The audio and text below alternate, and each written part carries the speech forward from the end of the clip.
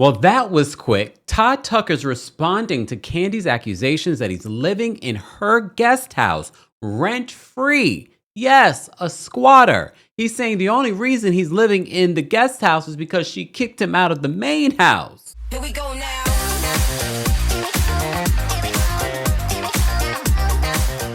Welcome back to the Kempire channel, your number one source for pop culture news and music, entertainment, reality TV, and so much more. As always, be sure to like this video, subscribe to the channel, and hit that notification bell so you never miss out on breaking news when we go live or when we upload. Don't forget the Kempire After Dark live show returns to New York City on Friday, March 13th. That is a month from today. Get your tickets if you're in the DC, tri-state area. Get your tickets. Come on in. Join the fun. It's nothing like you see here on YouTube or anywhere else. But if you can't make it to New York City, there is a live stream option. So no matter where you are in the United States or the world, you will be able to be a part of the show. Ticket information on the Kempire After Dark live show will be available in the description. So it was just yesterday evening that we reported to you about Kandi accusing Todd of not contributing to the children financially, living in her guest house that she bought before their marriage for free. She shared a lot in these court documents. As you may recall, Kandi also wanted to have this divorce sealed. Todd did not. So now we're getting to see it all play out here on these social media streets and in court. So, according to TMZ in their exclusive, another exclusive, I wonder who sent this story to TMZ. So, according to TMZ, they said Kandi Burruss' estranged husband, Todd Tucker, is firing back at her claim that he's living rent-free in her guest home, saying that she's the one who kicked him out of the main house without notice. Todd filed court docs responding to Kandi's claim that he was essentially squatting in the guest home at her Atlanta property. In his filing, Todd admitted that he was living in the guest house, but he said it because Kandi unilaterally removed him from the main home by directing his family members to relocate his stuff without his consent. We have to remember, according to the streets, and according to our last video and Funky Dineva and multiple sources, Todd apparently cheated on Kandi multiple times. I told you this in my exclusive when this news broke that she was getting a divorce. I heard that he had multiple women, allegedly. So in his filing, Todd admits that he's living in the guest house, but he said it was because Kandi unilaterally removed him from the main home by directing his family members to relocate his stuff without his consent and without court intervention. Sidebar, not to bring it back and involve Phaedra and of it all, but remember, Phaedra was a little upset because they allowed Apollo to store some of his stuff after they were going through their marriage trouble on their property. It just kind of gave me a flashback to that. I'm not saying it's the same. It just brought me back to that moment. Okay. And subsequently really was the cause of the breakdown in the friendship between Kandi and Phaedra. I'm not forgetting the dungeon of it all. I'm just saying this is where we started to see breaks in the friendship.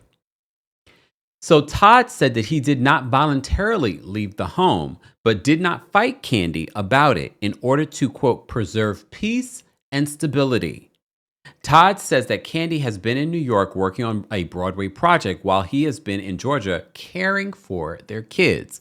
According to Kandi, she's like, I'm paying for a nanny that's picking up the slack while I'm in New York. And I'm still flying back and forth between doing 8 shows a week and going to Atlanta to take care of the kids. And she also claims that whole narrative about daddy daycare, we all know about that. She's saying that was just for social media. She says that is not real. Todd is just as busy as I am and traveling as much as she is.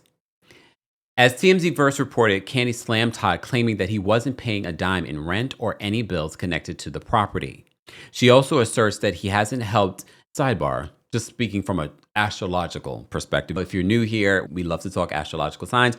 Kandi is a Taurus, Todd is a Leo. Knowing me as a Taurus, I can see Kandi never allowing Todd to pay for anything in that home because you're like, that's my property. And especially if things were going sour and she saw things were going sour, you're not going to pay for anything here. You're not going to have any sort of claims to this property. This is a property she bought on her own. But you never know. Sometimes people in divorces get spiteful. And they're like, well, I paid mortgages. I did this. I fixed this. I put that into this. She probably never, and he probably never volunteered either, because you know what Mama Joy said about Todd.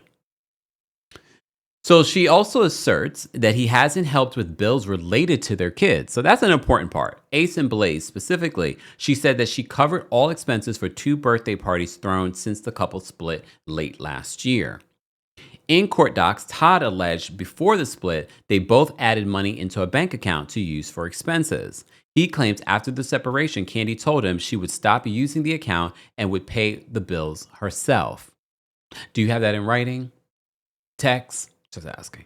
Todd said that Kandi now attempts to reframe and weaponize this self-created financial arrangement as evidence of financial instability or neglect, while the timing and sequence of the events demonstrate otherwise. I mean, I said to you, us getting this story from TMZ yesterday, I said I wouldn't be surprised if Kandi was the one who sent it to TMZ. Just saying. She could be a woman scorned. Has anyone ever cheated on you? We're lucky she ain't burning cars and stuff. Wasn't the Angela Bassett? Sorry. According to Todd, he says that Kandi has been making nasty statements against him in an effort to shift the focus away from her extended and ongoing physical absence from the kids and her reliance on a third-party caregiver. Todd says the judge should give him primary legal and physical custody on a temporary basis until a permanent parenting arrangement is put in place. I also told you this as a Taurus. Sometimes when we're going through trauma and issues and emotions, we do throw ourselves into our work. Hence why I wasn't surprised Kandi threw herself into this Broadway show. But the timeliness of this and what she's going through might not work out in her favor, unfortunately. And I know a lot of women that are working moms are probably triggered by a story like this. Or if you've gone through a divorce, like, why am I being penalized for working and taking care of this household? So as TMZ previously reported, Kandi filed for divorce in November of 2025. She demanded joint custody, but switched her request to sole custody after Todd requested sole custody. Because it seems like he was starting to get dirty.